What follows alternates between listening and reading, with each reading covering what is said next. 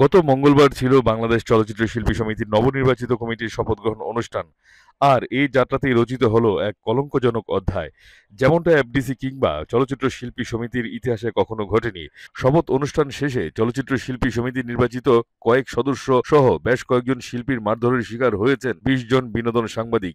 বিভিন্ন ফুটেজে দেখা গিয়েছে চলচ্চিত্র অভিনেতা রুবেল, আলেকজান্ডার বোস, শিবা শানু ও জয় চৌধুরীর নেতৃত্বেই মূলত সাংবাদিকদের উপর এই হামলা হয়। এক ভিডিওতে দেখা যায় সেদিন প্রথম থেকেই সাংবাদিকদের সাথে বাজে আচরণ করেন অভিনেতা জয় চৌধুরী। সাংবাদিকদের অনুষ্ঠানের চেয়ারে বসতে বারণ করেন এবং পূর্ব থেকেই বসে থাকা সাংবাদিকদের উঠিয়ে দেন। ভাই ক্যামেরা ক্যামেরা নিয়ে চেয়ারে বসেন না কাইন্ডলি। ভাই ক্যামেরা নিয়ে চেয়ারে। প্রত্যক্ষদর্শীদের কাছ থেকে জানা যায়, সমিতির অফিসে খবরের কাগজ পত্রিকার বিনোদন সাংবাদিক সাক্ষাৎকার নিতে চান ময়ূরীর মেয়ে। ময়ূরীর মেয়েকে প্রশ্ন করেন, আপনি আপনার মায়ের সিনেমা দেখেন কিনা।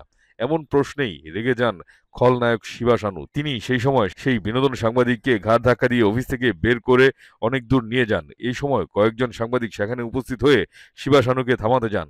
এতেই শুরু হয় হট্টগোল। তখন শিল্পী সমিতির সদস্য জয় চৌধুরী খারাপ ভাষায় ব্যবহার করে একটি ক্যামেরাকে লাথি দিয়ে মার মার বলে তেড়ে যান সাংবাদিকদের দিকে। এই কয়েকজন শিল্পীর সঙ্গে যোগ দেন অন্যান্য সমিতির কিছু লোক। এই সময় সাংবাদিকদের চেয়ার নিয়ে তেড়ে আসেন তারা। পরিস্থিতি চলে যায় নিয়ন্ত্রণের বাইরে। এফডিসি পরিণত হয় রণক্ষেত্রে। মারামারির রক্তাক্ত হন প্রিন্ট মিডিয়ার ও ইলেকট্রনিক মিডিয়ার ২০ জনের মতো বিনোদন সাংবাদিক। চলচ্চিত্র অভিনেতা রুবেল, আলেকজান্ডার বোস, শিবা শানু ও জয় চৌধুরী সাংবাদিকদের উপর চড়াই হওয়ার ভিডিও ইতিমধ্যে সামাজিক যোগাযোগ মাধ্যমে ভাইরাল হয়েছে। এই ঘটনার পর এক বিবৃতির মাধ্যমে দুঃখ প্রকাশ করেছেন শিল্পী সমিতির সভাপতি মিশা সওদাগর ও মনোয়ার হোসেন ডিপজল। পরবর্তীতে সাংবাদিকদের উপর শিল্পী সমিতির ন্যাক্কারজনক হামলার ঘটনায় মুহূর্তেই সোশ্যাল মিডিয়া থেকে শুরু করে বিভিন্ন মাধ্যমে সমালোচনা শুরু হয়। সমাজের সচেতন মহল ও সুশীল সমাজ সমালোচনা করতে থাকেন শিল্পীদের।